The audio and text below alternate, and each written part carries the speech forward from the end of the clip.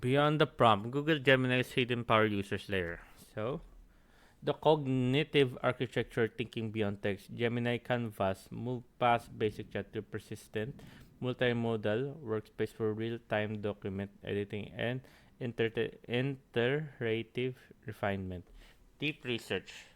So here, automate fact-verified multi-source intelligence report before drafting a single slide, turning hours of research into minutes. So system role, orchestration, shift from reactive prompting to proactive role assessment. Define the AS persona, constraint, and output from outfront.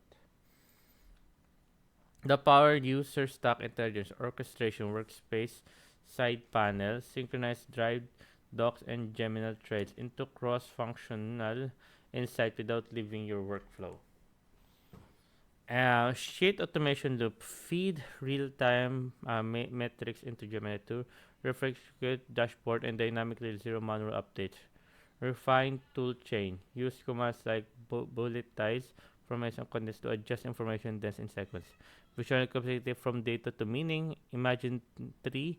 Brand aligned visual. Generate hyper-specific visual metamorphosis that clarify abstract concepts. No more bit generic stock imaginary. Symmetric layout optimization. Use Gemini's layout suggestion to transfer dense text into high impact. And the 6 times X rule.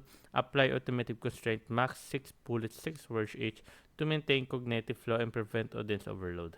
So the 26 Medit AI as partner not tool. Build your native architecture. Let AI handle structure weight while you provide critical synthesis and human-centric intuition, and upgrade your prompt discipline. Replace generic workflows with role-based consistency heavy.